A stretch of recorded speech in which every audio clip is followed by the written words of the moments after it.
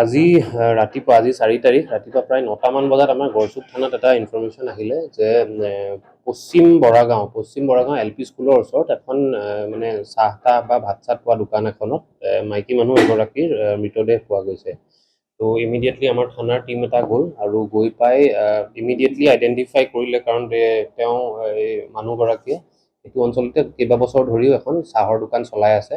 মানুহগৰাকীৰ নাম জ্যোৎস্না বৰ্মন, বয়স 46 ইয়াৰ্ছ, আৰু তেওঁৰ হাজবেণ্ডৰ নাম প্ৰদীপ বৰ্মন।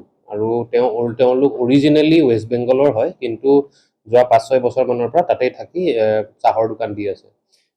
আমাৰ টিমে যেতিয়া গৈ ইনিচিয়েল সোধপোছ কৰিলে, প্ৰিলিমিনেৰী ইনভেষ্টিগেশ্যনতে গম পাই আমি গোটেইখিনি কথা ক্লিয়াৰ হৈ পৰিলে যে কালি ৰাতিলৈকে বা ইনফেক্ট ৰাতিপুৱালৈকে হাজবেণ্ডজন প্ৰদীপ বৰ্মন তেওঁ লগতেই আছিলে।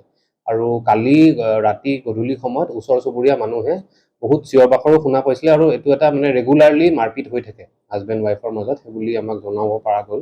আৰু কালিও তেনেকৈ কাজিয়া পেচাল হৈছিলে, আৰু সেই কাজিয়াৰ ফলতে মানুহগৰাকী ইনজিয়ৰ্ড হৈ তাৰপিছত তেনেকৈ ঢুকাই থাকিলে মানুহগৰাকী।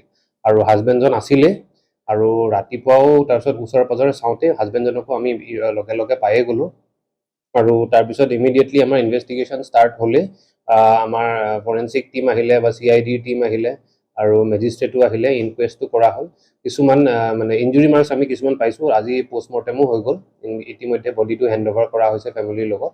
কিছুমান আমি মুখত কিছুমান ইঞ্জুৰি মাৰ্কছ পাইছোঁ, মানে ভেৰি ফ্ৰেছ আৰু কালি ৰাতিয়ে হোৱা। আৰু পেটতো এটা ইণ্টাৰনেল ইঞ্জুৰি আমি পাইছোঁ পষ্টমৰ্টেম এক্সামিনেশ্যন আমাক ডক্টৰে যেনেকৈ জনাইছে, তো যাৰ ফলতে তেওঁৰ মৃত্যু হৈছে।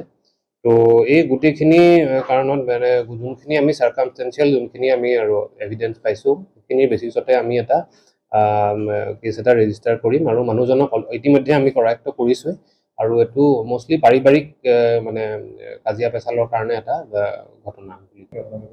ব্যৱহাৰ মানে যোনটো আমি পষ্টমৰ্টেমত যোনটো গম পালোঁ, এক্সটাৰ্নেল কিবা মানে বস্তুৰে বা শ্বাৰ্প ৱেপনেদি কোনো ধৰণৰ ইঞ্জুৰি নাই, মানে চোকা অস্ত্ৰৰে কোনো ধৰণৰ ইঞ্জুৰি নাই। হ'ব পাৰে মানে কিবা ঘুচিয়াই পেলাই বা তেনেকুৱা ধৰণে হাতেদিয়ে কৰিব পৰা কিবা এটা ইঞ্জুৰি থাকিব পাৰে, যিহৰ কাৰণে ইণ্টাৰনেল ইঞ্জুৰি হৈছে। এইটোতো এতিয়া চাব গ'লে বন্ধ কোঠাৰ মাজত নিজৰ ঘৰৰ ভিতৰত যদি কিছুমান ক্ৰাইম হয়, সেইটো এতিয়া এনেকুৱা নহয় যে পুলিচে পেট্ৰলিং কৰিলে এনেকুৱা ঘটনা নহ'ব। এইটো এটা পাৰ্চনেল বস্তু। পাৰ্চনেল ক্ৰাইমটো আমাৰ এইমটো এইটোৱেই থাকে যে পাৰ্চনেল ক্ৰাইমটো কমাবতো নোৱাৰি, কিন্তু যোনটোৱে ঘটনা হয় ইনভেষ্টিগেট কৰি যাতে আমি একদম অতি সোনকালে মানে কেছটো শেষ কৰিব পাৰোঁ, বা মানুহজন যোনে মানে ক্ৰাইমটো কৰিছে তেওঁলোকে মানে কোৰ্টত প্ৰডিউচ কৰি পেলাই তেওঁ যাতে শাস্তিটো পায়। তো সেইখিনি আমি ইতিমধ্যে কৰিছোঁৱে, আৰু আমি কেছটো অতি সোনকালে চাৰ্জশ্বিট কৰি দিম, আৰু এভিডেঞ্চ গোটেইখিনি আমি পাইছোঁ।